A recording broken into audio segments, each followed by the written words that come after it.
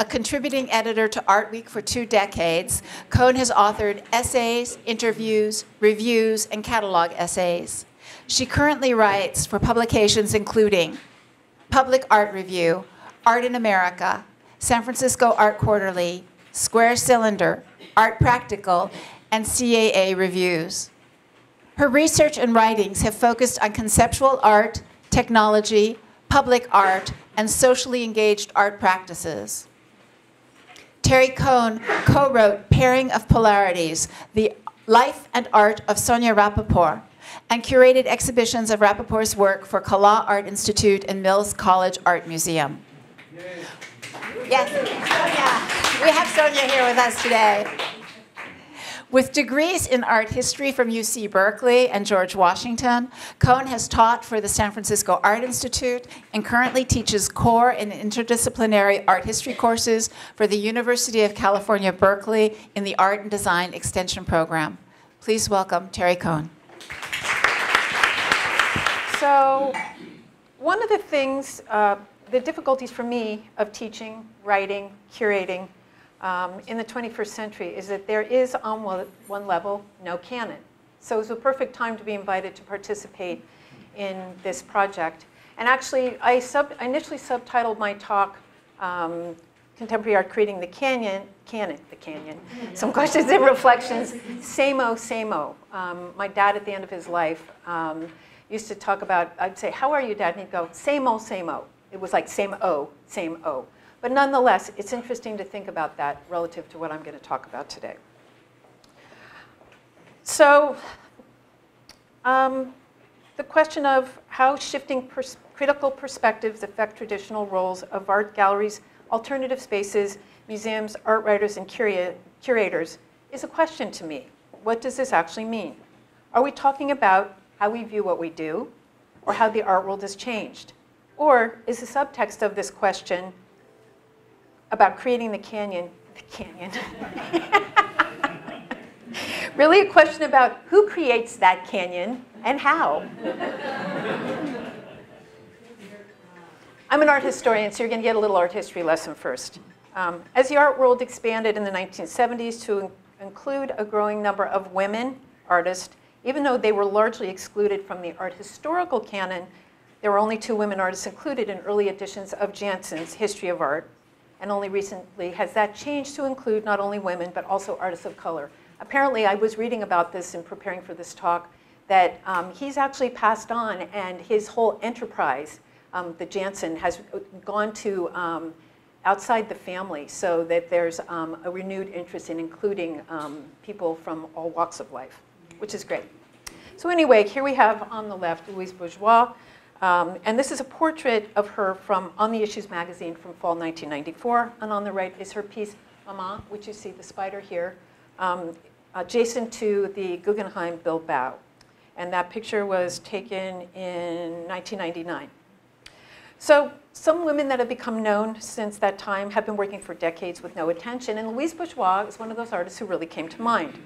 Her retrospective that finally took place in 1982 at the Museum of Modern Art when she was 71 years old was long overdue if compared to the survey expositions of men of lesser or equal accomplishment. But better late than never, right? Arlene A. Raven, a longtime art historian, wrote in her 1994 essay, Louise Bourgeois, Feminist Art, because the international art world embraced Bourgeois later in her career, it may now seem diminishing and possibly impolite to call her a feminist artist, dirty word. Such a designation would invite critics, historians, and curators to continue to marginalize her work and to leave her standing outside of the perimeters of great art or even art itself. I kind of go, interesting. So the early appreciation by feminist women of the arts is thus all but erased from the documentation of Bourgeois' career, as it has been most recently written. And feminist esteem, when mentioned, goes by pretty much any other name. This is an image of Carrie Mae Weems, 3 decades of photography and video. It's her current retrospective at the Solomon R. Guggenheim Museum. Linda Nochlin wrote an essay, first in 1971, called Why Have There Been No Great Women Artists? She revisited that essay in 2001 and wrote, why have there been no great women artists 30 years after? And it was around this time in the 21st century, art historians began to address the innovative work of such figures as Bourgeois, Eva Hesse, Francesca Woodman, Carrie Mae Weems, and Mona Hatoum in light of the legacies of this 30 years of feminist art history. So as of 2001, we were still addressing masculine dominance in the art world.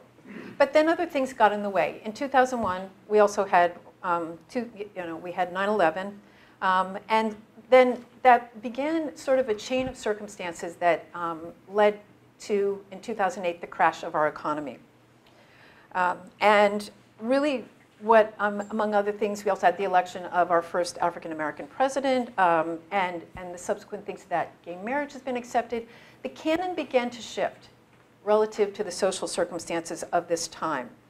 Among other things, what happened was the closure of a number of what was called alternative art spaces. They were given different names, but the mid-tier art spaces. And what you see here on the left is actually a healthy art scene poster that New Langton Arts produced around the time that they were going to pack up. And this is from 2009 on the right, when New Langton Arts officially closed. So we began to see these places going out of business, and this continues as the economy has struggled to kind of inch along. Among them, New Langton Arts, also the reorganization of certain institutions, and I've been getting emails like every week. Intersection for the Arts. They're starting these campaigns to try to raise money to stay in business, and the lab. So it's very concerning. These mid-tier art spaces, which are the ones that showcase the work of contemporary artists of all stripes, are really essential to how things proceed. Also, what happened is, this is something I wrote, Emerging Alternatives for the 21st Century. Was near in the early part of this century. Just looking at that, and I kept being asked to write about the, quote, alternative art scene. So I was just going back and looking at the things that we were thinking about, and they are both the same and different because of what's happened in this ongoing closure. But also what happened is Art Week went out of business in 2009. And this, in an interesting way, it was sort of like out of the ashes rises the phoenix, which is a term I'm very fond of, which is the growth of online journals, which have a mixed life for someone like myself who is a writer and critic. So what you see is on the left, that's the cover of SFAQ. This is Art Practical, Square Cylinder. Those are 3 of the online journals that I have contributed to regularly. So it's interesting to think about this. As we go online, who are we talking to? Who am I talking to? Who's actually reading this stuff? One of the nice things about SFAQ is of these 3, it's the one that also comes out in print, and it is available free, in case you don't know the publication. So it's pretty great. It's oversized, it's printed on newsprint, and they cover international topics and artists, so it's a pretty great resource. So during this time of great change financially, we've also had this explosion of art and technology, and that's something that I don't want to skate over, but I have only 15 minutes like everybody else. But the fact that technology has come in to have such a presence has been very important as well. So at the time we have no money for other things, we seem to have found a lot of money to build buildings, especially museums. So what we see here is on the left, I just picked a handful of completed projects or to be completed. On the left is the Contemporary Jewish Museum, designed by Daniel Liebskin, that opened in 2008. On the right is one view of the Broad collection, Eli Broad's kind of baby that opened in 2010 adjacent to LA County. On the left, you're all probably quite familiar with this new SF MoMA, which is due to open in 2016. This is actually a not very good slide of it, but nonetheless, the siding's being put up. It's very interesting to see it actually come into play and how that is profoundly changing the area that we're in. And on the right, just to kind of push it out into another realm, is the Guggenheim Abu Dhabi, designed by Frank Gehry, which is slated to open in 2017. So these projects are going on all over the country and all over the world. Amazing to me is how these capital campaigns, I know museums are absolutely strapped with capital campaigns. It really has just, it's become a very big focus of attention, raising money for that, among other things, including what goes in these. And it's indicative of the fact, I believe, that people who have money, how they want to spend it. You know, it's like we want to build buildings, we want to put our name on things, but I'm not sure how that plays out in terms of putting money towards exhibitions. You know, what will happen in the interiors of these? Some of them, like the Fisher collection, is actually, which is actually one on the left, where that's being redone because it's going to house the Fisher collection, is also being partially funded by a private collector. So it's an interesting piece of that as well. But the thing that comes up to me is, central to all of this is a discussion of money, another dirty word in the art world. And in a recent edition of the New York Times, it was noted that the United States has 442 billionaires. I was quite astounded to learn this number. We're not talking about millionaires, but billionaires. And much of the money that has been made from the technology industry has not gone into funding the arts. So this is sort of, that a lot of those billionaires are people in the technology industry. I don't want to cite individuals or groups, and yet it's important to note this, that the money from the technology industry has not really funneled into this direction, into the art world. So it sort of seems that the more things change, the more they stay the same. And how does this affect the arts, aside from buildings? So I became interested and started to look at who collectors are. I get a newsletter from something called ArtNet. ArtNet puts out the newsletter that comes in my email multiple times a week. And this particular one that came this last week, this is a picture of Patrizia Sandretto, who is one of this past week's articles. And she is one of Europe's most influential art collectors. And what you see behind her is a piece that was done by an artist named Alan McCollum, and it's called Plaster Surrogates, and it's based on Kazimir Malevich's piece Black Square, which he was a Russian constructivist, and his piece was done in 1915. So I found it interesting to look at this collector who's positioned in front of this set of plaster surrogates that was done by a man that's a simulation, 21st century appropriation of Malevich's earlier 20th century piece. P.S. Malevich was actually imprisoned for his beliefs. He was a suprematist, and he was imprisoned and eventually, died for his beliefs.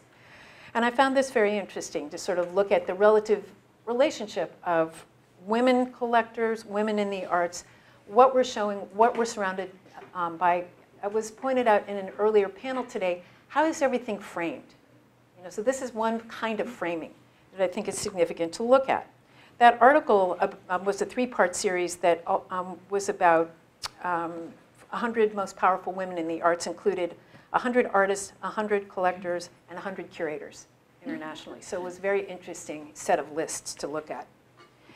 So I just find this highly ironic, the whole situation. And wanted to bring it up because these are things that I feel are very important. The discussion of money and the discussion of who actually gets shown and seen relative to this canon that is so up for grabs in the 21st century.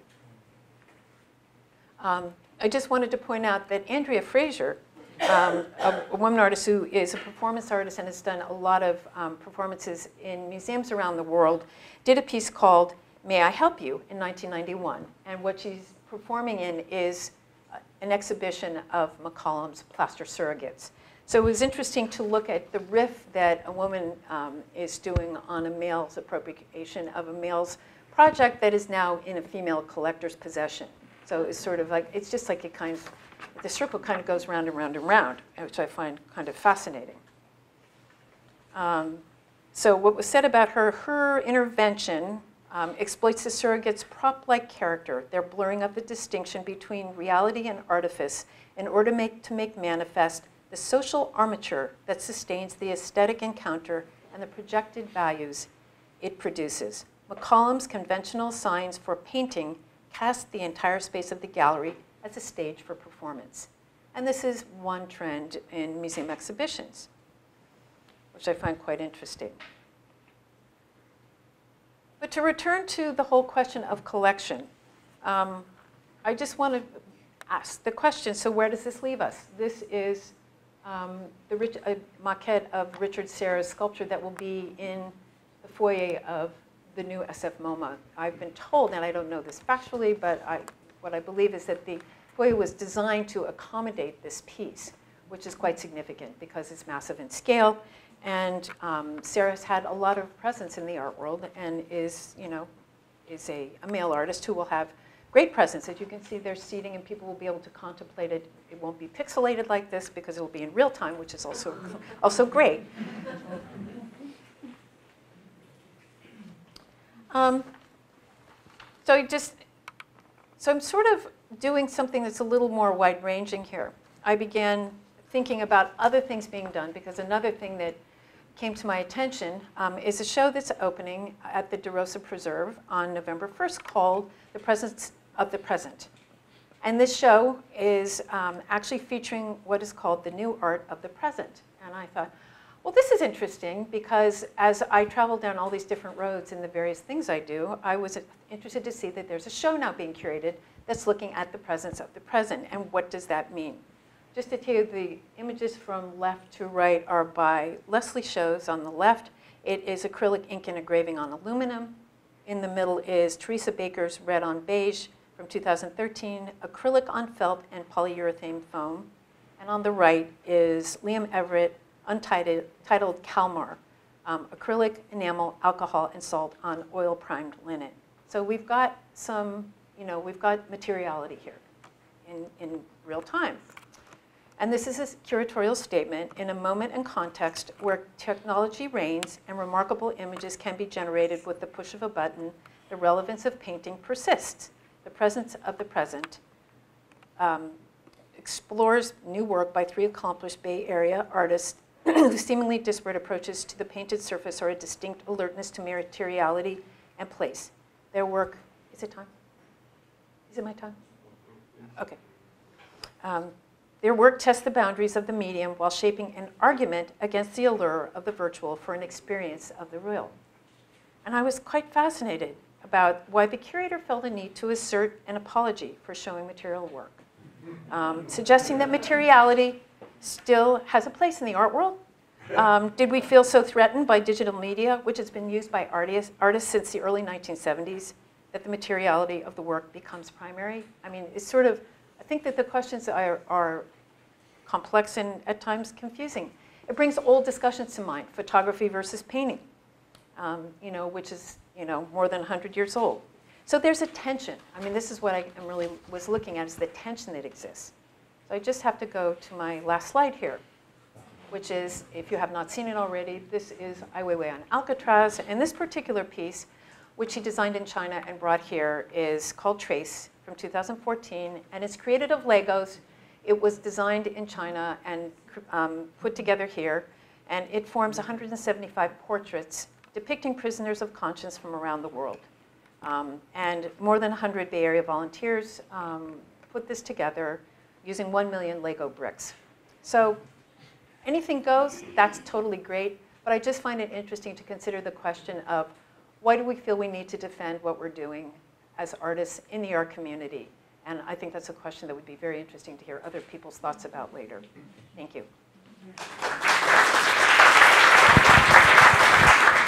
He currently writes for Art Limited, Artillery, Art Voices, East Bay Monthly, and VisualArtSource.com. Cheng has been an independent curator and he has a personal interest in contemporary surrealism with a local inflection and twist of the Bay Area. He is the recently appointed curator of exhibitions for Stanford Art Spaces. A staunch supporter of numerous community art events, Cheng has been the benefactor of the nonprofit, the fellow independent curator, and Bay Area artists whose work he has covered in review and essay over the past 14 years. Please join me in welcoming DeWitt Cheng. The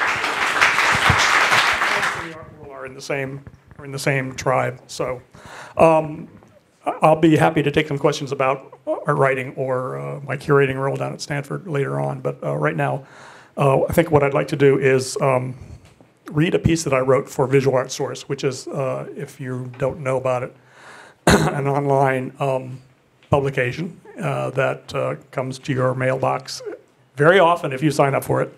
And occasionally they ask me to write editorials, which I'm happy to do because then I can wax a little bit philosophical without the necessity of considering, let's say, any particular artist. It's more about trends and things. So I'd like to read the first of a number of pieces that I've done as a kind of response to Irving Sandler. So this first one was published probably a year ago, 6 months ago, and it's entitled "What's It All About?" Back in December, when it seemed that even art world nabobs like Dave Hickey and even Charles Saatchi had enough of the commodification and corporatization of art, I ran across a list of 14 questions that the veteran critic Irving Sandler was posing to his peers, and was foolish enough, having rolled my eyes at many a safe, bloodless review, to take them on as a template for further investigations into the current art scene. Today's question, Sandler's number one: what should art criticism be doing? Jonathan Swift in Gulliver's Travels describes Laputan scientists as, quote, so taken up with intense speculations, capital S, on mathematics and astronomy that servants carrying, quote, brown bladders fastened like a flail to a short stick are hired to gently strike with his bladder the mouth of him who is about to speak and the right ear of him or them to whom the speaker addresseth himself, and also to keep their distracted masters from falling down every precipice and bouncing his head against every post. It is tempting to imagine oneself as one of these flappers for art, which I conceive to be the role of the critic, of course, but a fatal mistake. Art is as enthralling as any other form of intellectual speculation, but also extremely subjective and always changing. History teaches us that it is almost a fool's errand, fraught with art historical head knockings, to do more than utter vague approbations. Nevertheless, one must say and post something after taking up the Sandler gauntlet and run the risky metacritical gauntlet. Writers who question the art world's status quo are as valuable to its health as artists who question current art practice. A friend recently loaned me John Carey's book, What Good Are the Arts? An informed and compulsively readable summary of the issues regarding aesthetic production, which ends, by the way, with a long defense of literature, that bugaboo of both modernism and postmodernism.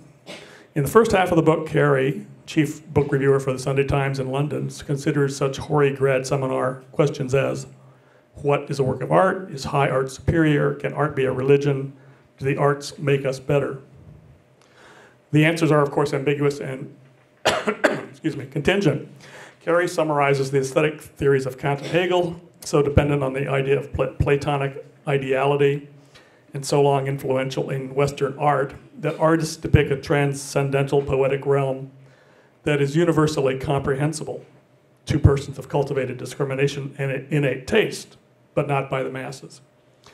In 1925, Ortega y Gasset described modernism with its calculated insults to bourgeois taste in art as serving the social purpose of dividing the hoi polloi from the educated elite, who possess, quote, an organ of comprehension denied to the others, unquote. As we all know, modern art triumphed, but at the cost of its vaunted outsiders' moral superiority, and of art's aesthetic value as objects that are more than objects. The critic Arthur Danto locates this schism in 1964 with the appearance of Andy Warhol's silkscreen simulacra of Brillo boxes, indistinguishable from their industrial models. What conferred the status of art would no longer be its visual qualities, he said, but critical consensus and the acclamation of art world insiders. Carey himself seems to adopt this ostensibly democratic point of view. We forgive his bizarre assumption that Warhol showed ready-made, store-bought soup cans rather than painting them. Of course, the problem today with fashionably anti-aesthetic art worlders embracing anything and everything in the name of political correctness, capitalism bad, inclusiveness good, is that everything and nothing is now deemed to be art, which makes for the easy hawking of aesthetically null objects, quote, investment capital in the words of Robert Hughes. In my opinion, it's the job of art critics today, marshaling as much knowledge and self-awareness as possible, to restore some balance and perspective to art discourse and not to exacerbate the aesthetic confusion. It's to save art from becoming irrelevant, just another status marker for the moneyed classes. An anecdote from Carey demonstrates my point. In 2003, the artist team of Jake and Dinos Chapman took a set of vintage prints from Goya's famous Caprichos series and painted clowns' heads on them, incorporating them into a work entitled The Rape of Creativity. A self-described comedy terrorist named Aaron Barshak threw red painting on the walls, the art, and one of the brothers shouting "Viva Goya," Carrie. He claimed in his defense that he was creating his own artwork made out of another's art, just as the Chapmans had adopted Goya, and that he intended to enter his work for the Turner Prize. Finding him guilty, District Judge Brian loosely said, "This is a serious offense of wanton destruction of a work of art, a publicity stunt. Even by modern standards, and even stretching the imagination to incredulity, this was not the creation of a work of art." The job of the critic is not to be uncritical. It may be even to keep art alive when so many forces are figuratively throwing paint with sound and fury meaninglessly. So this is, I guess this is a sort of, I hadn't thought of it now, but it's a sort of rallying cry for a return to judging art objects aesthetically. I think that and in terms of the theme of this symposium, creating the canon, I think there's not one canon, there are many canons, and we all invent our own, and we all choose our own art world based on our particular likes and interests and worldview. So I'll take questions later on. Thank you very much.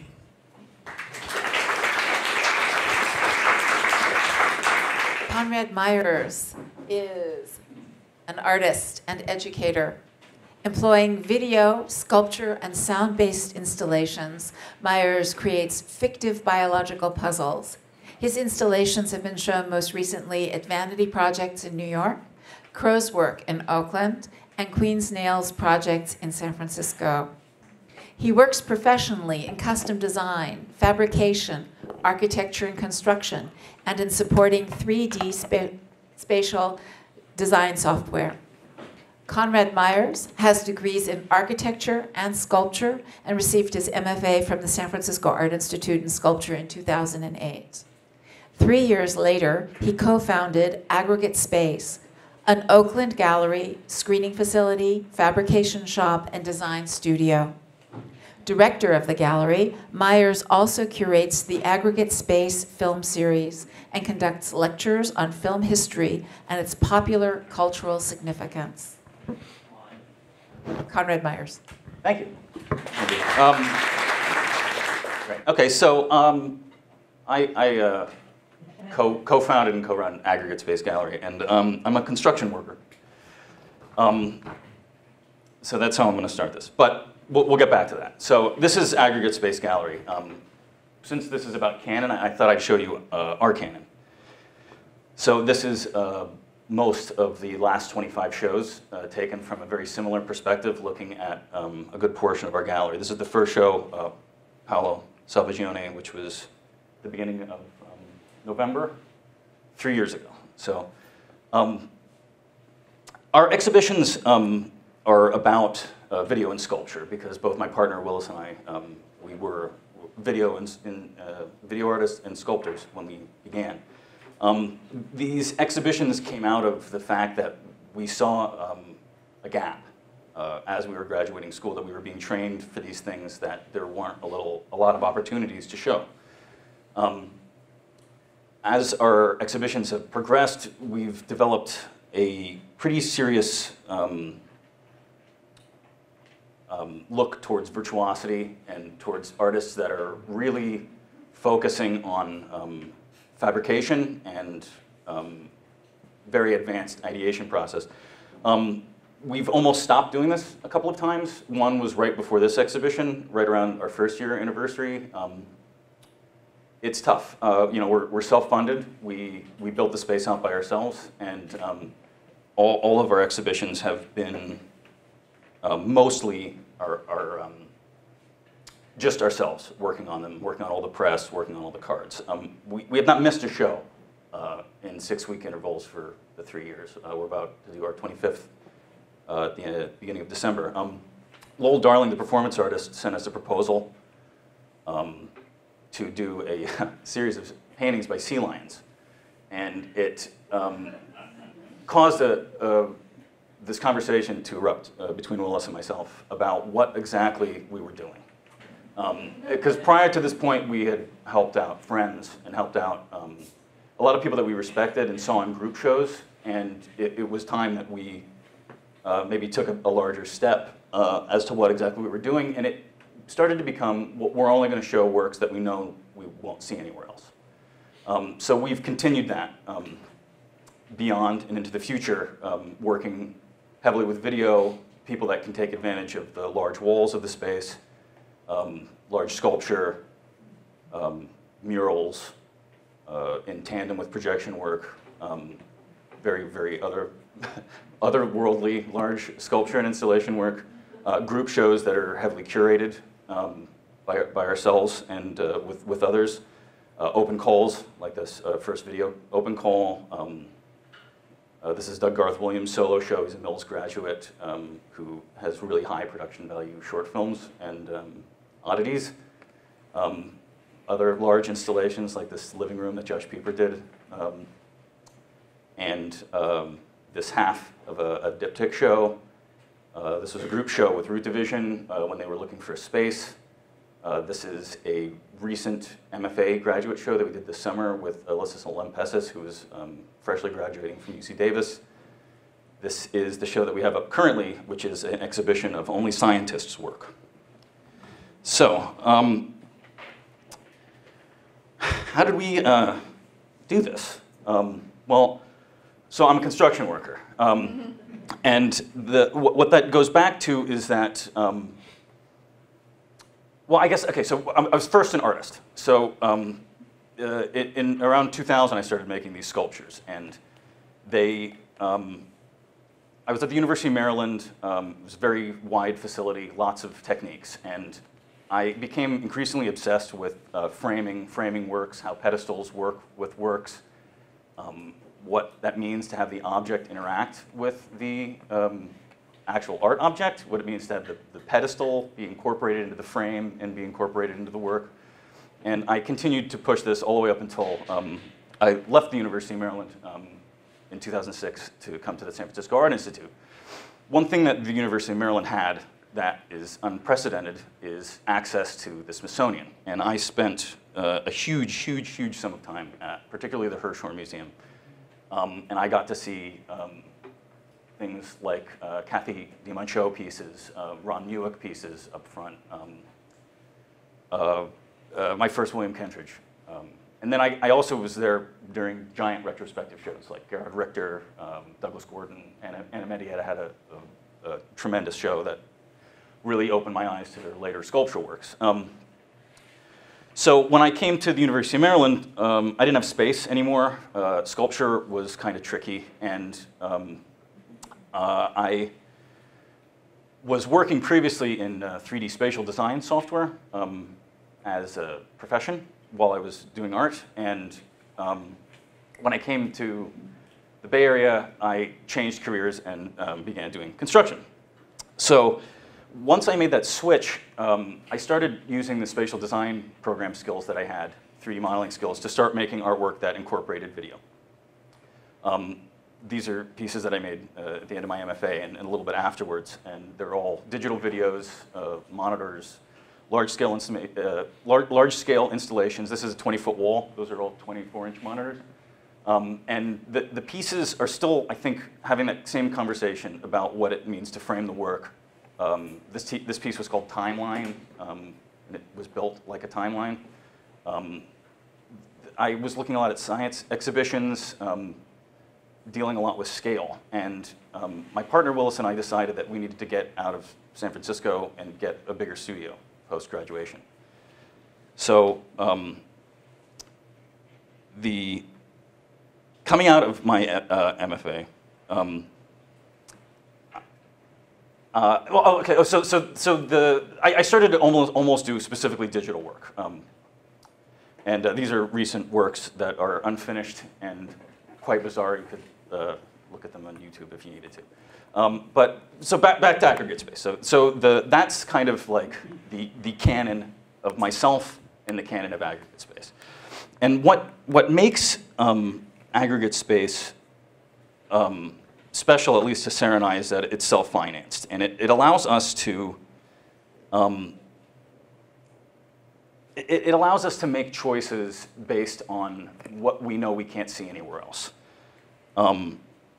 And we made this ourselves because we felt like we had no other choice. The building looked like this when we first moved into it. This is a picture of Willis as we started to move our equipment in, and the more we moved our equipment in, the more it became a mess. And we moved in with a couple of collaborators, which they eventually pulled out, and we began to clean up the space. And we started to figure out ways that we could deal with this giant room. And what happened was that we, again, had to refer back to construction work. And by going back to that and Home Depot credit cards, we were able to start building and planning a separation of this space. And it started with this big wall. And that wall then led to us deciding that maybe we should make it a gallery. And a lot of this is out of desperation and out of desire to make sure that we can give opportunities to other people that the ones that we were expecting to receive and hoping that we could allow others to receive. We put a full theater in it that's soundproof. We treated everything like it was a museum quality exhibition because that's what you're trained for when you're getting a Master's of Fine Art degree. And you don't expect to have to show for at least the next many years in storefronts and in small places and in quick places and do installations yourself. So it was a very early decision to make it be a clean space. And it was on a whim, in fact, that we ended up meeting Paolo at a barbecue and offering him our first solo show. So back to the beginning. We started a residence program. And from the very beginning, we had a gentleman named the name of Ryan Jones, who was recently at the Headlands.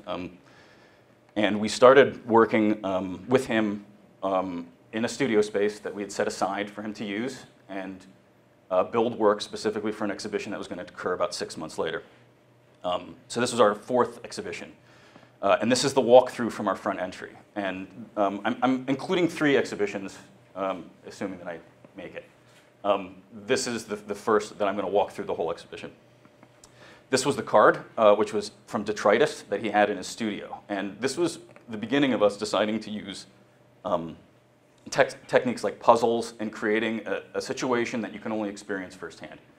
I say that ridiculously as I'm showing you the walkthrough, but the idea is that you get a card in the mail. Hopefully that's going to be okay. So, you get to look at a card which has information on it. You walk into the room, there's text on the wall. On the back of the card, there's 150 words that gives you a general idea of what you're about to experience. And then there's an entry piece. And with these pieces of information, you gather enough to start to begin to experience the works of art with information, with a setup that you maybe could not have gotten otherwise. We design our exhibitions for people that have never seen our space, have never seen the artist's work before. This is a sheetrock that he makes look like notebook paper.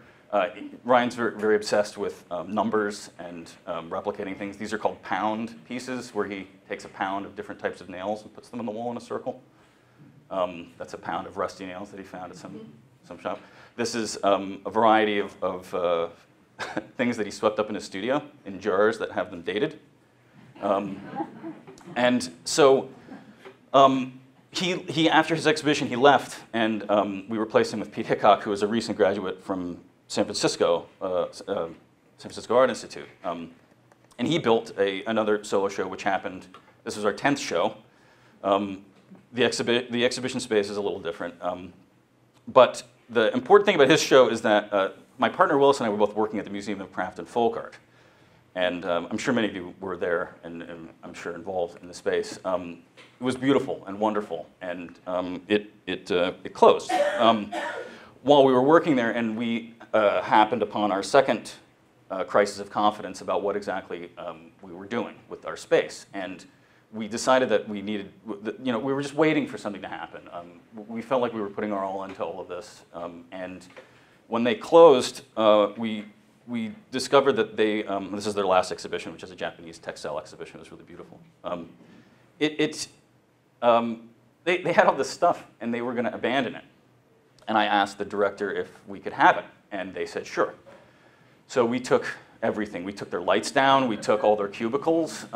We took their copy machine, which I can explain to you, all have now become useful at our space, and it lives on. Natasha Boas, who is their curator, has visited the space with tears in her eyes at the fact that a lot of it lives on in this odd new form. But you know, what were we going to do with all this stuff now that we had to do it? Construction. So we built a second level on another portion of the gallery. While Pete was still working on his art show, you can see his work in there as I built a wall and a roof upon it.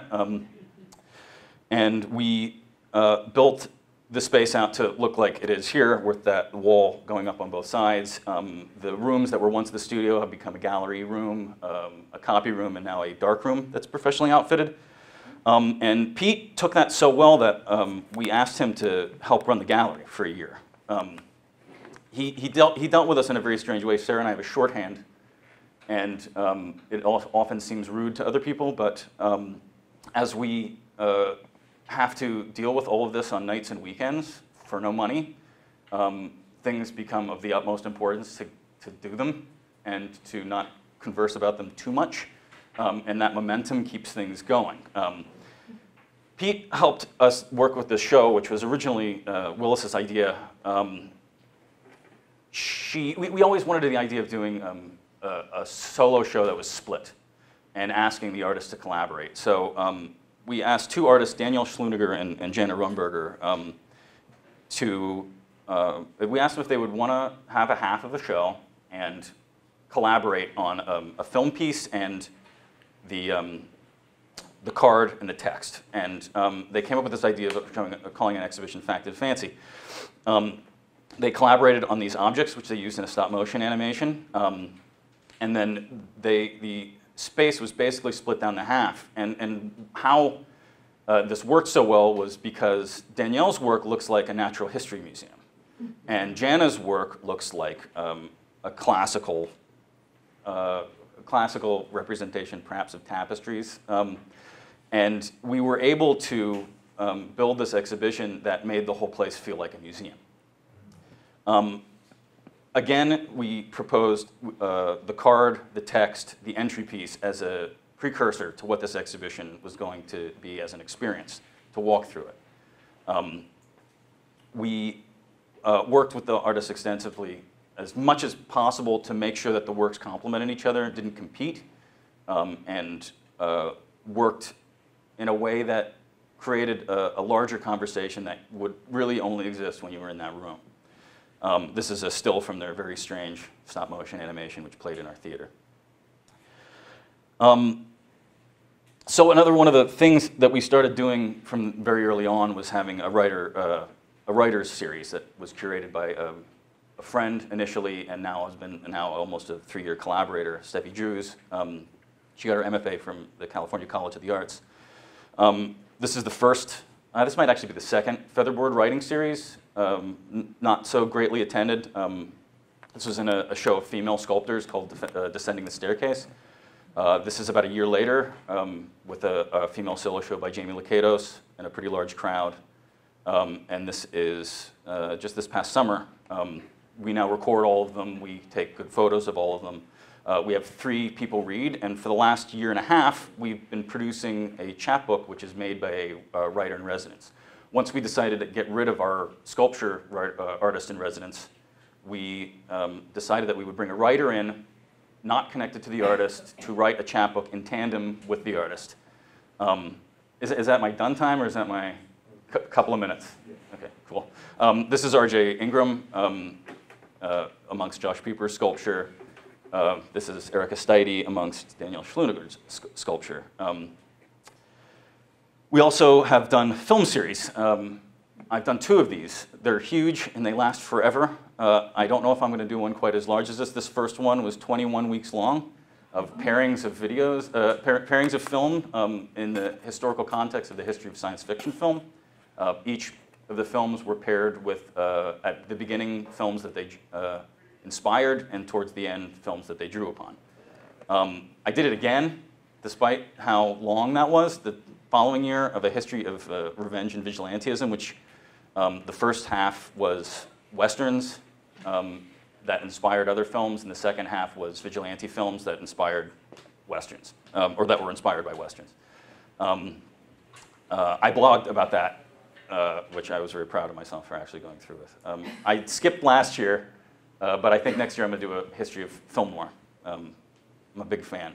So the most current exhibition is this exhibition of science. And I think this is about the risk and our ability to, I'll just go through this very quickly. You can look at, there's some stuff online about this. This is all scientists. We did an open call for science work out of context. We produced all of the work ourselves. We asked for digital files. We produced all the video ourselves and had things printed for free and or cheap from other people. This is Sarah Freeman's work. It's raised some really interesting questions, which I'm sure we can discuss during the question and answer period if people are interested. Donna Staff of KQED wrote a really nice article about it. But again, it's about making sure that we're seeing things that are open to a greater public audience and that we are supporting with our all. We also have an upstairs video section that hasn't been in any of the other pictures, I just realized. So Willis and I, we do this because we feel like we have to. We feel like we have this opportunity where we have this odd skill set and this odd relationship in this wonderful space where we can make these things happen. As you go back in time, it was a complicated thing to do, and it still is. We bounce back and forth on who takes the lead on projects. We have interns now. The writer-in-residence program is very smooth. We have people running the gallery for us right now. But I think what it all comes down to is making sure that we're interested. I mean, there was that quote earlier, which I wrote down here. I think you're still in the audience, ma'am, that success is going back and to the studio because you're still interested. Well, I think that's why we keep doing this. I think it's a bizarre thing, and I think that I don't see enough work that I want to see, and we're gifted with this opportunity to make it happen. We're completely self-financed, despite getting the Southern Exposure Grant last year, which runs out in a month. You know, we're just going to keep doing our best and hope that it lasts for as long as it does. But thank you so much for letting me participate in this. I hope it works out. Tracy Snelling mines photography, video, sculpture, and installation to render her impression of a place, its people, and their experience, at times mysterious, at times mundane. Snelling's work has been shown in museums in the Netherlands, Shanghai, Oslo, Bogota, and New York. She's had solo exhibitions throughout the US, as well as in China, Belgium, the Netherlands, Germany, and London, and has been awarded residencies in Beijing and Shanghai. Snelling's first short film, Nothing, premiered at the San Francisco International Film Festival in 2012. Her most recent installation was commissioned for an exhibit at the Negev Museum in Israel.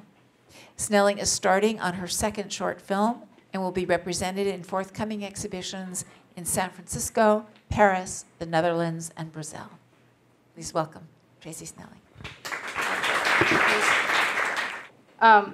Yeah, so I started in photography, and I kind of meandered my way and ended up in sculpture. Lots of the sculptures with lights, video, sound, sometimes even water, installation, video, short film, and still photography. Well, a lot of my work looks at a few things. Sometimes it looks at different cultures, my culture or others that I travel to, and my impression of places. Another thing it looks at is film. I'm influenced by film noir especially. But whatever I do, a lot of times the scale shifts. So I might start with a sculpture of a liquor store, and then I'll film the liquor store, and it ends up big on screen, and then I'll photograph it, and it ends up big or small. And this mutation is kind of about how reality is really subjective, and it can change depending on who's looking at something and where someone comes from. And a lot of my work I leave pretty vague enough so the viewer can bring their impression of a place and their experience to the work and get something out of it. So I'm going to talk a little bit about the different ways that I come about making work, the different ways that I'm funded or not funded, and the different places that I've shown. I've been a full-time artist since 2005 and making my living primarily off of gallery sales, and recently a few grants. So it's really wonderful. There's a freedom in it, but also there's a stress and a hustle in it to make it work. This piece is called Strip Mall, Los Angeles, and I was doing a show in Brussels with a gallery I used to work with in 2007, and a collector of mine named Alain Servet, who has a big, really edgy collection. He has a large warehouse in Brussels, so he let me stay there for a few months, and I made this piece to show at Volta Art Fair in Basel, Switzerland. And this, is just funded by myself. This is a detailed view of it. I guess it was in 2011, I think a curator saw my work at an art fair in Miami. So for me, I know a lot of artists view art fairs as maybe not a challenging thing, but for me, it's given me exposure to a lot of curators of museums or art spaces and other galleries. So it's really valuable to me because I don't think some of these people would ever come across my work if they didn't see it there. So this curator from Oslo saw my work there, and she was curating a show called The Storytellers, which was going to have Ernesto Neto and William Kentridge, Alfredo Yar, and a lot of amazing artists. Well, they had no budget for new work, but since there were going to be all these wonderful artists, I just, I'll make, 5 new pieces and, make it work. So this piece is called The Bad Girl, and the whole show is influenced by Latin authors, and so I picked 5 different Latin authors, which I had never made work around authors' work before. And this is Mario Vargas Llosa. That's a detail. The show then traveled to Bogota about a year later, and then at the end of next year we'll go to the Niterói Museum in Brazil. This is based on The Parade Ends by Reinaldo Arenas. That's a detail. So another project I did that was an important work of mine and funded in a completely different way is called Woman on the Run. And I had done a solo show in London in 2007, and this curator from Selfridge's department store, they have the owner's daughter is a huge art collector, so they have this big space downstairs, and they show art in the windows. She came, and she asked me to do a proposal for a project there. So I proposed The Woman on the Run, which was influenced by film noir and looks at a woman's role in film noir and on another level, just woman's role in general in society. And it's somewhat of a feminist work. The whole story is that there's this woman named Veronica Hayden, and she's married to Victor Hayden. And he's not a very nice man. So all of a sudden, Victor is missing, and Veronica is wanted for questioning. And she disappears and goes on the run. So the whole show is based on her on the run and all these clues, and the answer to whether, is she on the run because she killed her husband, or is she on the run because, whoever killed her husband is after her. It's all up to the viewer.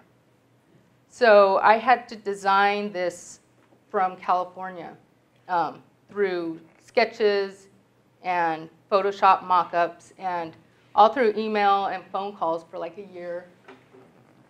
And then, well, this is it at Smack Melon, but there was a life-size motel, which is over there, and then 4 to 8 foot tall buildings. The video in it is me dressed up as the woman on the run and my friends, and it's very low tech. I kind of did stuff fast. Like, there wasn't a lot of time.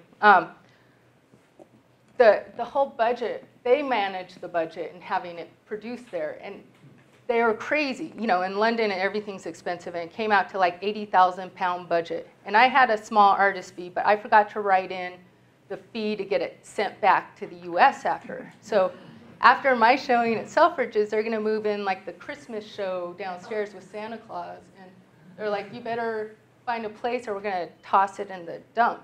So I had a good friend who was nice enough to partner with me because I didn't have enough money to ship it back. And so I made him half owner, and now he's part of it, and we travel with it together. And he got it shipped back for like $8,000, which is amazing. This is it at Smack Mellon. So Smack Mellon in Brooklyn asked me to do a show, but only had $2,500 budget, so we had to raise money. Most of it came from my galleries to make it happen. That's the motel. And then we traveled it, besides Smack Mellon, to 4 other places in the US so far. The Frisk Museum in Nashville had wanted to do a small solo show with me, but I talked them into doing this. And it was much bigger space, and it ended up having over 80,000 viewers just for Woman on the Run alone. Then I had run into Steve Wilson, who owns 21C Museum in Louisville, and he's a collector of mine in Miami. And so before I go to like the art fairs, I might make up a postcard or booklet, you know, of Woman on the Run or whatever I'm working on. And when I ran into Steve, I give him the booklet and ask him to show it, and he's like, okay. So then it went to 21C, and we ended up adding a few more places onto it. It hasn't been on the West Coast yet, so any West Coast museums that are interested, I would love to have it show first with you. This is a design for the Frisk. Every time we've shown it, we set it up differently, and we also asked the museum if they can help us fund adding a new piece. So the billboard was a new piece with the Frisk. We also do a teen program. It's a one-day, full-day teen program with maybe 10 to 20 teens where they write scenes, they direct them, act in them, edit it, and then we insert it into the installation at the end of the day and have a reception with their friends and family. And it's really wonderful because I think for these teen art students to see that you can make a really great piece of art in a day, and that you can organize with a few people and you can accomplish something. I mean, their works, they were much more complicated than my videos, and really impressive. So another thing I did was I was invited to do a residency at Urs Miley Gallery in Beijing. So I went and traveled for a couple weeks around China, which was amazing. And then this is my studio there, like right after I built everything. And he found me through the London gallerist. And there's just one artist at a time. That was like a 3.5-month residency. And then he provides you know, the place and plane ticket and some production costs to cover the show. And this is like pre-build. Ai Weiwei is one of his artists, so while I was there, I had a studio visit and got to have some dinners with Ai Weiwei. But I mean, this was in 2008, and at the time, I really didn't know too much about him, so I was like, oh, that's nice, but I wish I would have, like, yeah, I know. So I've learned, like, I should research people beforehand. So I made, a lot of this I made with, like, the driver would come in and help me, or just the gallery guy, and it was, most of the work was made within 2 months. A lot of times I use colored lights, or I like to make a whole ambiance to a show. And this is a life-size shack that I had made by some film production people in Beijing. And it's pretty much like right outside the gallery. It's in Chaochangdi, this little village. And this is like what maybe a young guy's house would be like. A lot of times they don't even have a bathroom, and they use the local bathroom. Another thing, I think it was in 2011, me and two friends started, we called it San Pablo Arts District Fund, or SPAD for short. But we had a friend who had this storefront on San Pablo Avenue. And so he let us use it, and we put vellum up in the window, and we started a video project, which I curated most of the time. And it was over maybe a year and a half, 2 years. And we showed, it's about 24 artists from over 5 different countries. One of the shows, we invited curator Li Songyang from Shanghai to curate, and it was called Rotating Shanghai, with 7 Shanghai video artists. And then we arranged for it to travel to Greece. We still do, at the time we started, doing literary readings every other month. But a writer we know curates it, and we still do it at Pegasus Books every other month. So I had always wanted to make a film. I love film. And I had an art installation at Sundance Film Festival in 2010. And through that, I met a cinematographer, a young man who wanted to work with me. So I wrote up a story, and I found some funding for it. And he helped get some other people, and we found an actress, and we went down to 29 Palms and Joshua Tree to scout locations, and just organized this film and made it in a really short time. Like, I think it was 3-day shoot. We had it made within a month. It was crazy. And it's about this maid. It's in this small town, and she works in this really crappy motel. And she kind of just like cleans half-ass, and she while she's there, she escapes, trying on the lives of the people who stay in the motel room. And then she kind of comes face to face with herself and has to make a decision about her life. And it's really about that point in life where you decide, maybe you're in a rut or you're in a bad situation, and where is that point where you decide to change it, and that moment where you might decide to change it, but that moment of action. And that was really interesting to me. These are some stills.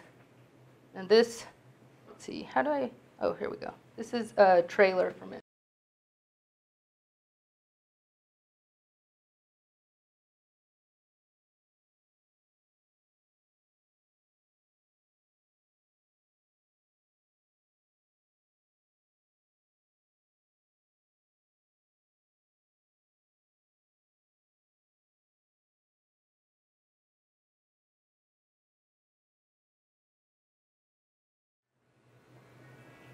Part of it, I wanted to make it be about nothing also. I mean, it's kind of a portrait of the desert too, so it's very slow.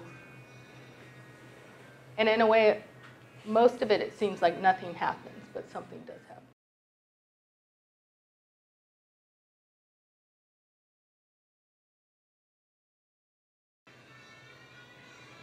An interesting thing with this is that it just showed at the Crocker Museum in Sacramento for 1 year, but I had to edit it because there's a scene with where she's building the house of cards, and there are these female nude cards. And since they wanted to show it downstairs in the open, I could either edit it or they could show it somewhere tucked away. So I decided to edit it, which I'm not thrilled about, but sometimes I've had that happen several times, and sometimes I just want to influence the young minds more than it really matters, that one scene of like nudity. But I do think like it's not really a big deal. This is the piece I did for the Negev Museum. They ended up funding the making of it, but a lot of this I don't get paid like an extra fee. Usually it's just to make the work, and if I'm lucky, like with this, there was no budget to send it back. So I had a curator friend and a woman who used to run a gallery in Israel, and they helped me find a private dealer that bought it, and bought it for, you know, a pretty decent price, because, you know, we would have to pay to store it otherwise. And the good thing about this this collector that bought it is that he really is interested in showing it and keeping it showing. So for him, he's happy to show it in the US, in Europe. If it's a decent museum show, he's going to pay for the transport, which is pretty amazing. This is a detail of it. And then the last thing that I've just finished is my second short film. And I always wanted to use my sculptures as the sets in film, because I photographed them a lot, blended in with the background, the real background, but I hadn't done so much film or video with it. On the other film, I mean, we had like cast and crew all together. It was like 7 people, and you have to work with all these different people, some you barely know, and it was a challenge. It was, I mean, it was great, but it was a challenge. And for this, I wanted to keep it really small and intimate, and me and a friend collaborated, Adon Levin. He co-produced and directed it and filmed it with me. I wrote, there's 2 poems. One of the poems is about being alone, and the other poem is about how we're all alike. The first poem is read in English and Spanish and has Arabic and Hebrew subtitles. And the second poem is read in Arabic and Hebrew and has English and Spanish subtitles. And then the actor in it is, he's an artist friend, Homero Hidalgo, and he also was a great actor, but he just had the look of the stranger that I wanted. So we did this. I got a seed grant from Art Prize for like $2,000, and I mean, really, we made it for like $400 in a month. I mean, and a good friend, she edited it. So this is like this scene. I spent $100 getting green screen material, and it worked great. And this is a photo of mine in the background.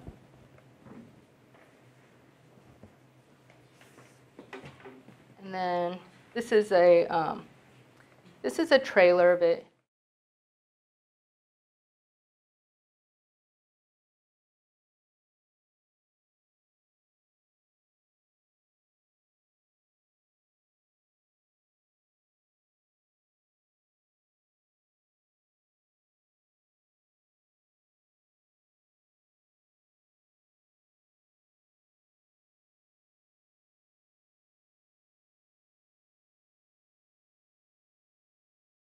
This piece is, I mean, it's really about how we are more alike than different. And I think if we can recognize that in each other, you know, just on a small level, it gives us a place where we can start some kind of dialogue or conversation, you know, even if you don't agree with someone.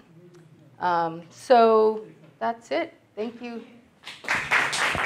So one thing that I just want to pull up right away before we open up is a word that came up, well, 2 words that came up this afternoon. One was aesthetics, that came up, and the other was flexibility. And I would love it if maybe sort of here, that could be addressed in terms of, I mean, we're talking about things that are really very often in conflict with the notion of having some very, you know, convenient straight line of development and canon. And we're talking about things that actually can challenge that. So is there someone here who'd like to address? I mean, it came up. There's a mic. You brought up the A word. The A word. Yeah. Some of you may know I'm very active on Facebook, and there was an article posted by the Wall Street Times writer Ellen Gammerman, who Talked about it this morning. Who called me and interviewed me, and I was sort of like railed against this idea of crowdsourcing museum shows. And so she didn't include my rant, but I think it's very interesting that museums are adopting this model in order to, well, partly to lure a younger audience in, and partly, it's partly the exploration of the frontiers of art. I just see it as a slippery slope. Maybe I'm getting old and curmudgeonly, but anyway, that's my point of view. So I'll leave it open to anyone else to comment. I guess I'll comment on flexibility. Like, I guess in my career, it certainly didn't go, if I could have planned it out from the start, it didn't follow any sort of rhyme or reason, and it kind of goes almost the opposite direction that I think it will go, and then it takes a curve, and then it goes here. And I found to be flexible is really important as an artist. I mean, as far as where you show, what you're showing. The more open I am, I'm showing a piece in the gallery that's upstairs from where I live next month, and showing in Paris right now. I mean, I think it's good to be open and to really show in museums and art fairs and, small galleries and big galleries, and to just let people see your work. Well, I'll also respond to flexibility. The thing about, as a writer/critic and curator, and actually as an art historian, I have had to be flexible my whole life. I wouldn't be sitting here because I would be stuck in something that I learned in 1973, which has very little to do aesthetically, use that word, with what's happening now. I believe that, artists and curators and everybody needs to be grounded in aesthetics to understand concepts about, aesthetics really initially was about beauty. It's not a word that we really address very much, but you have to understand it in order to understand what are you reacting to or responding to. And then you have to be flexible. You have to be able to change, with the times, to certainly understand where your root belief system is in terms of creative production. But I really believe in artists. So, it's kind of a gift to be able to continue to work with artists. I've been committed to working with living artists my whole career. And so, being open to what they're doing is really, it's quite a gift, and how do you contextualize it? That's the whole thing in teaching, is sort of talking with students about, you have to, what came before you so you understand, are you just reiterating? Are you repeating? Are you creating something you thought you invented but you didn't? But to actually be flexible about, sort of like, so where are we going to go with this now? I think it's a conversation and it's ongoing and open. Okay, I'll chime in too. I guess I feel similar to the way DeWitt feels about that issue, that it could possibly be a slippery slope. But I think I feel stronger about the fact that I don't know why a museum would go that route, which has traditionally been a project space or an experimental space route. That the museum would now be taking the lab or intersection of the arts would have done historically, and now they're going out of business. So museums are picking up this thing that used to be about challenging aesthetics and challenging the status quo, and now the places that we used to look for to represent those values are now challenging them. And I think that it may muddy things in a way that may be too complex to get to any resolution. This conversation. I didn't understand, DeWitt started this conversation. What was the article about? What's the slippery slope? I didn't quite understand. Okay. Do you want to? Somebody give me It was an article about how museums are basically setting up situations or experiences for audience participation. As I read it quickly, of course, instead of the traditional curator choosing artists, presenting a thesis, choosing work to fit that, installing it in such a way that the works talk to each other. So it's much more participational, open-ended, democratic, if you will, anti-elitist, if you will. But for me, it also somewhat diminishes the whole notion that art is a special preserve, which, of course, this has been an item of contention for 50 or 100 years, that art, some artists have said it's not special. And anyone can be an artist, so that's the dilemma, I think. There are some questions back there. You wouldn't mind taking the microphone will come to you, okay? Thank you. Thank you. It's coming. You hold on to that to answer. You too. I feel that's not getting delivery. Did you want to address this before that goes? Okay, Terri. Okay. Terri has something. I really wanted to say something related to this because one of the projects that I think for me, and I wrote about this, was that most confused this whole issue was a show that SF MoMA did called The Art of Participation. And I took this on as a project myself because I really wanted I was so baffled by the whole trajectory that was created. So I spent a lot of time. We went to SF MoMA about 8 times, and I decided in one day I wanted to encounter and interact with every single. What it was is they set up 2 trajectories. One that was kind of a John Cage trajectory, and one that went the other direction. So sort of like, and I missed the first thing. I missed the very first thing in the day was John Cage's 433. That was enacted at noon, and I missed it. So right away, I was behind the curve. So I spent the rest of the day trying to get through every single thing, which culminated at like 5 o'clock with Tom Marione's beer drinking in a gallery.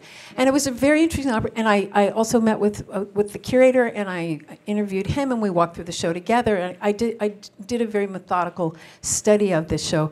And I felt like the museum confused its mission in so many ways. Have your picture taken, make a rubber band quilt, jump on this trampoline. And it's like, whoa, what are we doing here? It's like, should I be bringing my friend's children, because mine are too large to do these things? I was sort of like, and then I had to go at the end of the show to pick up somebody else's portrait. Somebody else's portrait, and somebody else, and I happened to see him, and I said, oh my God, I don't want anybody to have this horrible picture of me, which I never got to see, and somebody else had to own, and I had some picture of somebody I never met. Then what am I going to do with? I mean, it was like, the whole project was so, I thought it really confused the whole question of participation is great. I went to Alcatraz, I wrote about the Ai Weiwei show. You send a postcard to somebody in a prison in another country. I mean, he's asking a different question, but the question of participation, I think, has real value. But how are we doing it? You know, are we just going to take our public and throw them in the air and say, okay, people, you now become the art that we're going to now put on displays? You run around trying to figure out what we're doing. I think that there has to be some line drawn in the sand, and I think that it begs the question of canon. But I think what you're saying here is a shift in the museology approach, where the emphasis is really on experiences. And this is really a major shift in the museum orientation. There's a question. There was a question in the back. Hi, thank you so much. This has been a day that is opening up all sorts of wonderful ideas and conversations. I wanted to get to this a little bit. I'm just going to give a tiny bit of background. I am a sculptor, installation artist, and conceptual artist who runs Headquarters, which is an experimental art space in Berkeley.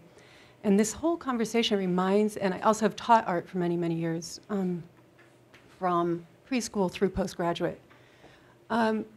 What this brings up to me is this question of the museum's changing role in art education as we've faced all these cuts, and also small to mid-level art spaces and what their role is in art education and engagement.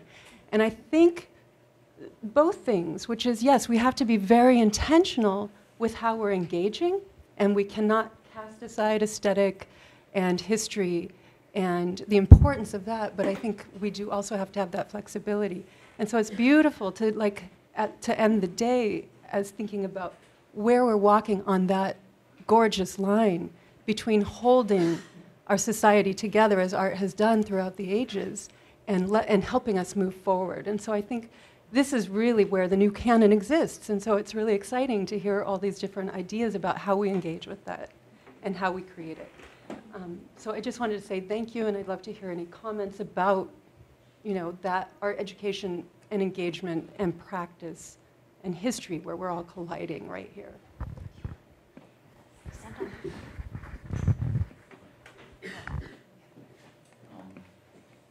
You have the mic right in front of you.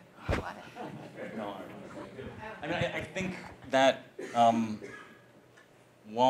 there are educators here. I'm not one yet, but I think that what Terri had said about building that fundamental. I recently graduated from the San Francisco Art Institute 7 years ago, something like that. Anyway, the undergrads at that institution were very different than the undergraduates at the University of Maryland, where I was an undergraduate. There was a fairly rigorous system that you had to go through. And a lot of my current friends and a lot of the artists that we support went through a similar system where they were forced to go through painting classes and wood sculpture and ceramics and steel sculpture and printmaking. And they had to take all these classes, and they had to do projects within their goals, but they had to do projects the way they were supposed to before they broke the rules. And the rule-breaking process then began in a graduate level, process, and for the rest of your life, we would all hope. But there was that base fundamental experience that everyone shared, and then there was common ground for you to leap off for during critique or during discussion of the work. So that sometimes is missing in other institutions, and I don't think I think difference is good, but I think that it furthers that conversation of like, well, what exactly do we need to have a conversation? I mean, if the conversation is like it was 50 years ago, where we only learn about white male sculptors and painters, then that's not good. But there still needs to be some sort of basis that we come to discuss. What are the things that we're going to consider the bookends while we try to meet in the middle?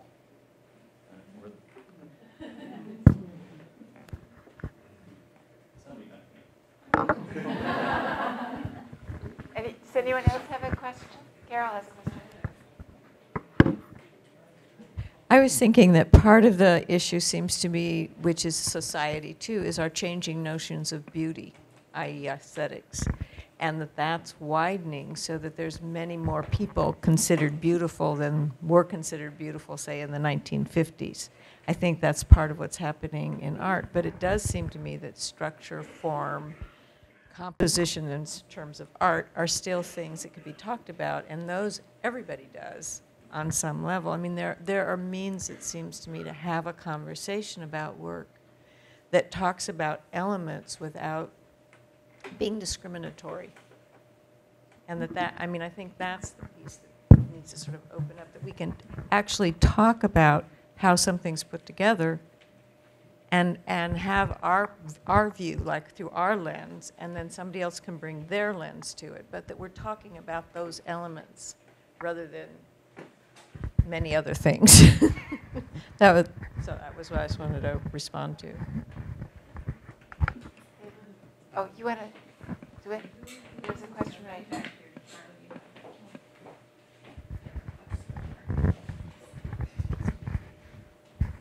I just wanted to continue that conversation about the ego involved with art viewing and what that's all about. And I mean, the word that comes to my mind is entertainment. Is it out there just for entertainment? I mean, I've gallery sat in my gallery, and I've had people come in and start pulling apart my sculpture, and I go, well, it didn't really invite. I said to them, it didn't really invite you to do this. And she goes, well, there should be a sign saying "Do not touch."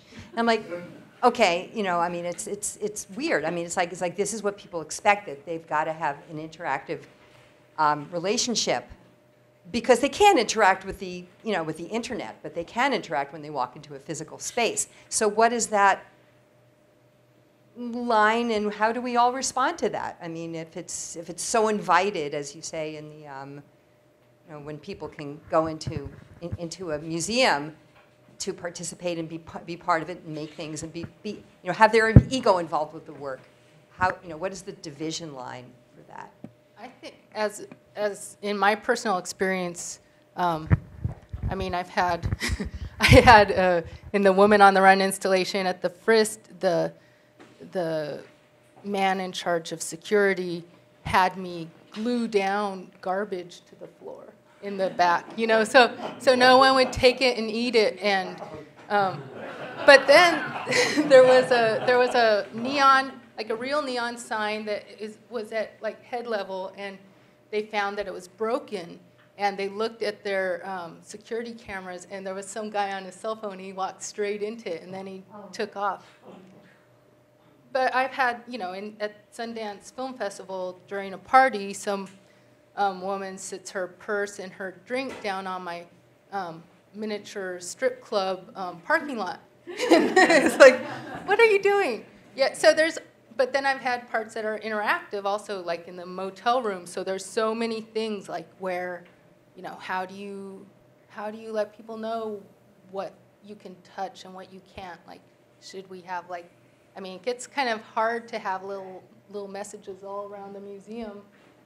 I don't really know the answer to that part.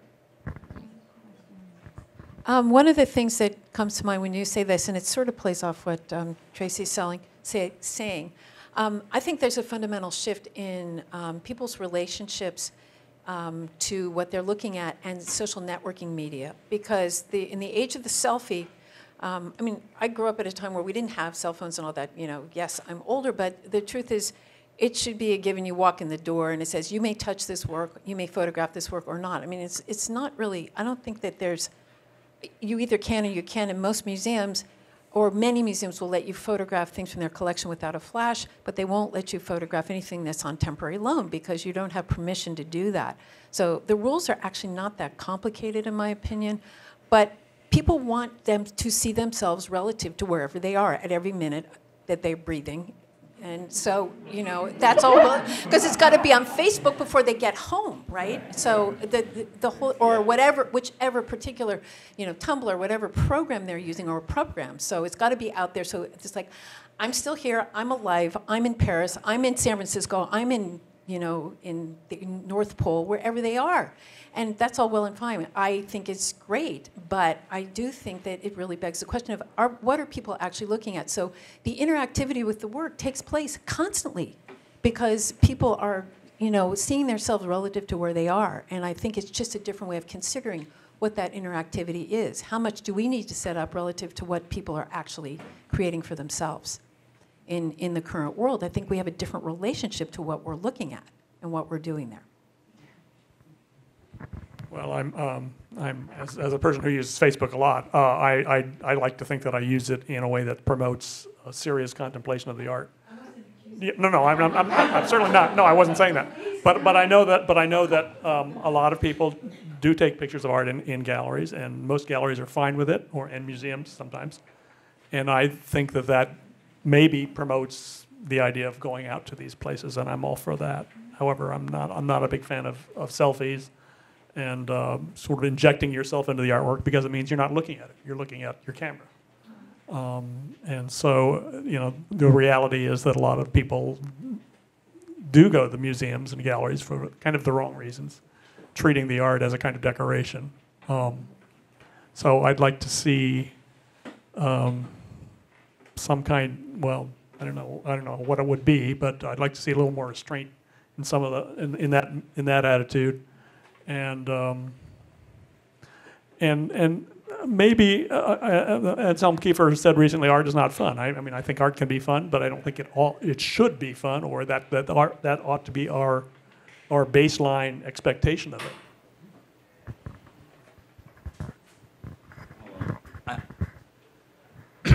I think it's an issue of education. I think if the people that are willing to think that that's okay just don't know any better, or they've never been told such things by whomever should tell people those things. I remember, you know, I think, I grew up in a lot of museums, and that you know inherently. We had a recent solo show where people asked if they could touch the work, and I told them no, and they were like almost insulted. And they knew the artist, and I said, well, you know, in your studio it's a different thing. This is a public And they were like, why is that the rule? And I don't even think I spoke. I think I just froze and kind of like, because that's the rule. I don't know. There's something to that opening up of I can participate in anything that I want to. Who's to tell me otherwise? But I sound like an old man. I think the only thing that could fix it would be arts education from the elementary school up, which is now gone for almost 6, 7, 8, 9, 10 years. A generation. Maybe that's what we're. That's a generation. Millennials.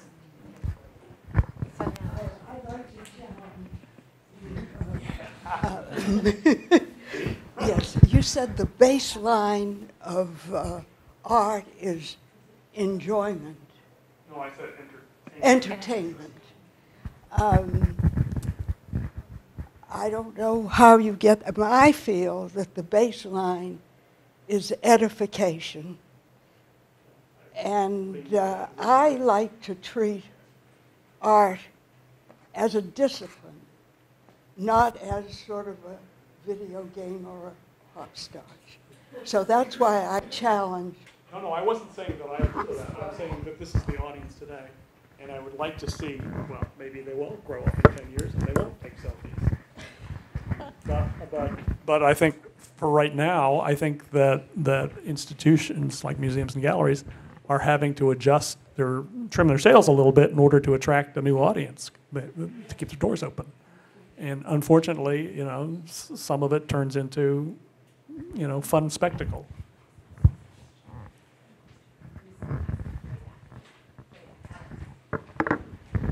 I want to come to the rescue of the word aesthetic, which to me is not really necessarily all about beauty at all.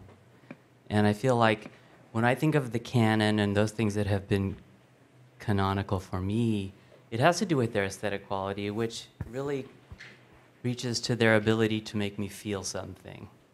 And I think not just for an artist, but anybody, aesthetics has to do with feeling. And it means when you do one thing, what happens when you want to do the next thing?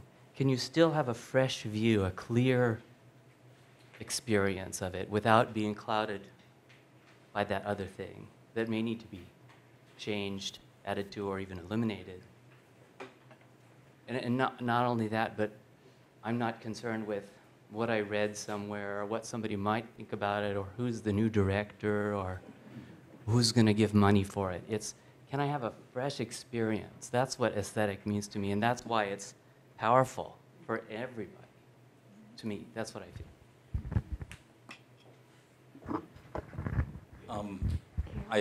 So one of the things I kind of touched upon about our exhibitions is that we have this like 150-word limit, and we probably spend about 40 or 50 hours on that 150 words, and it's for that reason. We want to cover who the person is, what the show is going to be like, and what the previous work has been, and do it in such a way that it doesn't tell anybody what they're about to see. And I think that's a personal preference of mine, because I like, it's not about a trailer, it's about kind of generating a sense of expectation that you can then break or carry through with the rest of the exhibition, which is kind of the same thing we do with the image in the card, and why it's often not an image in the show or an image of something else. And I really enjoy that other places do similar things where they really pare down the amount of written word to experience the visual exhibit. I think we maybe do it because we have all these other written things that occur with the exhibitions, like the poetry series, and we do an artist talk now, and we have a lot of other ways in using written language, but to use it just to set up that expectation. I don't know, I'm not answering anything, but yeah. I'd like to kind of jump in at this point and ask one thing that's very clear, particularly with our afternoon panel, is we have individuals who pretty much found a way individually to finance, create, propagate their ideas, their visions, and what they've done. And they've really struck out in a very with a strong voice and an individual path. And I would like it if maybe you could address these structures, the traditional structures of the alternative space, the gallery system, the museums, and art publications, and where and how you might have bumped up against them, or where you were deflected, and what made you, find your own path in what you've been doing. Any of you might address some of that, because I think this is one of the things that's really shifting and changing. Anyone? Maybe? No.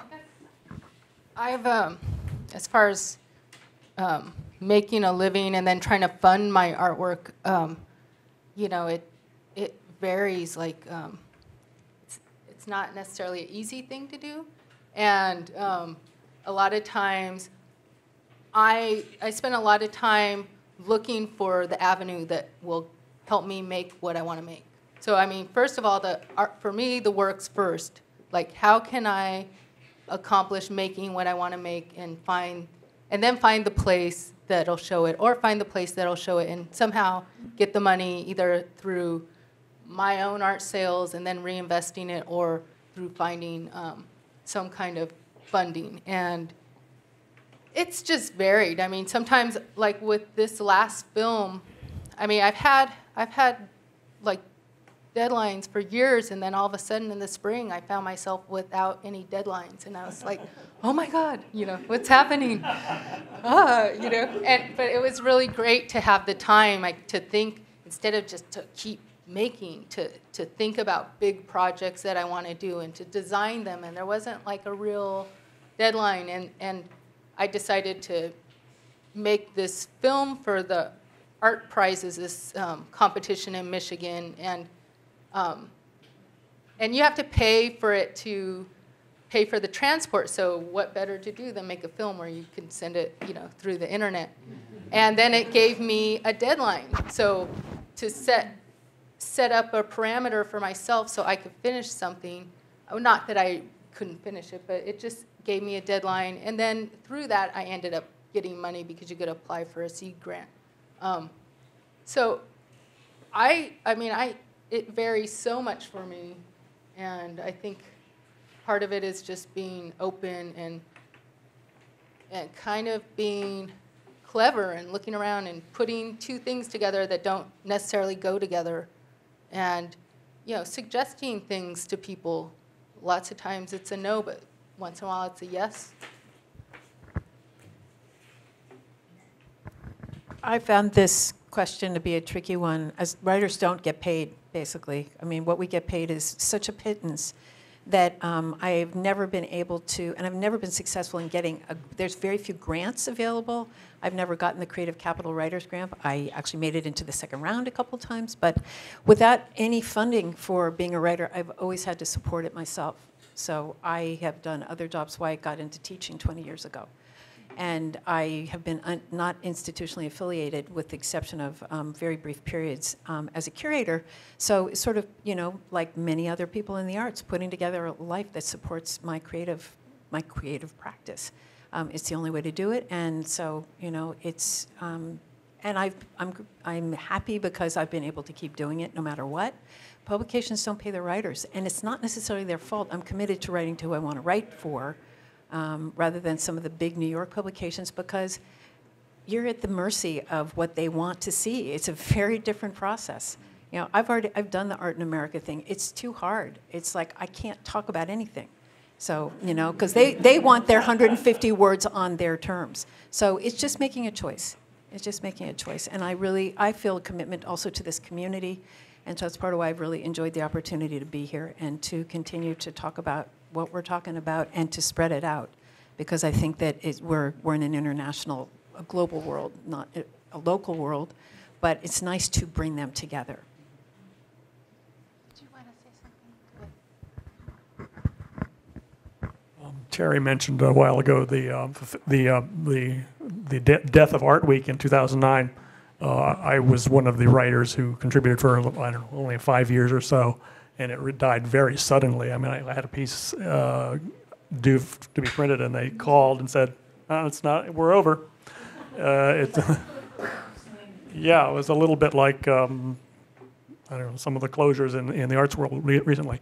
But when that went under, I mean, that was a source for nearly 40 years of good reporting on a lot of venues, and not just the commercial galleries, which are the venues that most art magazines support because of the advertising factor.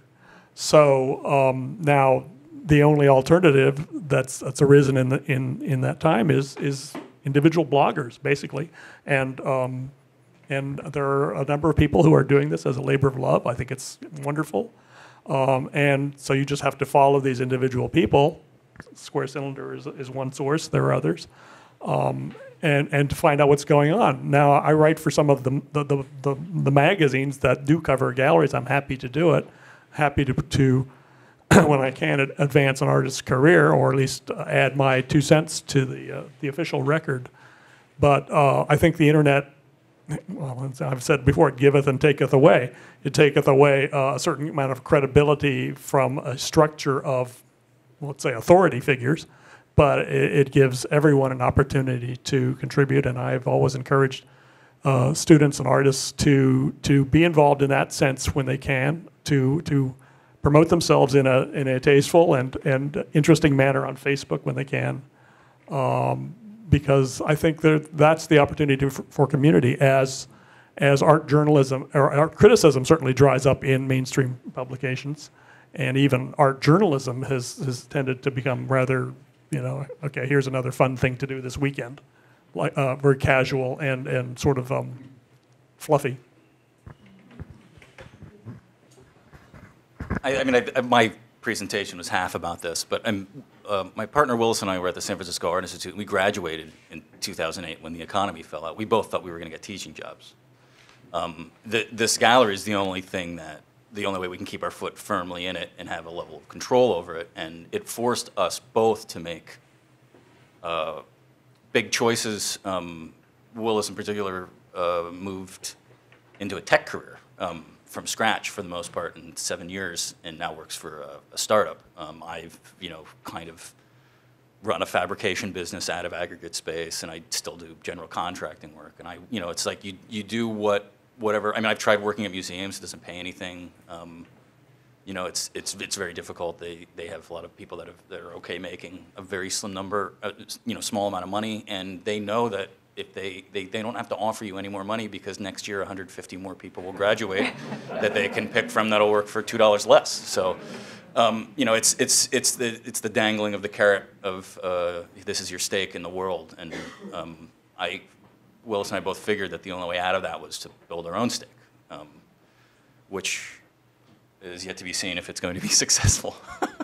But I think, just to address what DeWitt said about magazines, that is 100% true. Magazines do, I've been told by magazines that they aren't going to cover us due to us not buying advertising.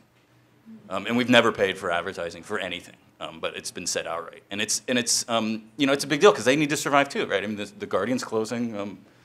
The East Bay Express is a different model, so hopefully they'll be around for a long time. But we have to support those magazines that are being offered to us for free, and even blogs and internet blogs. But before we wrap up, I just want to thank Jan and Carol and the rest of the team. This has been a really wonderful experience for everybody. Thank you.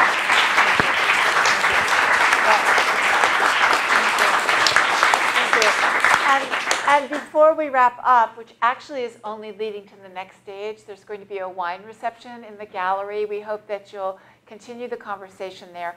I do want to say a couple of more things. One is that there is the possibility of writing and posting to the Art Alumni blog. We'd love to hear about all your projects, the works you're doing, exhibitions, things you're thinking about. We would love to be there for you and share images. Please, on the back of your program, you will see the blog. The blog spot is all there, all the information. We'd love to see you at other events. We actually have our next meetup on calendar. We meet at Picante. We sit around. You can have a beer, food, just talk. You'll meet some new people. We'll continue the conversation. Also, I'd like to point out that with time, when people look back, they see that which artists have created, and that becomes the history. It doesn't always feel that way in the present, but artists have always done this. And if you go into the museums and you look in the archives, you'll see the publications that were done by the Dadaists, but people who were interred. I think of John Hartfield, who struggled doing his very politically engaged work, finally got out of Germany, got to England, was interred. And what does he do in his internment camp? But he starts a publication. I mean, artists are courageous. You're all courageous. You're courageous for what you're doing. Every art writer, every supporter of the arts, the museum curators, they're all committed to the art and to our culture. And I thank you all. This has been a wonderful day. And thank you very much.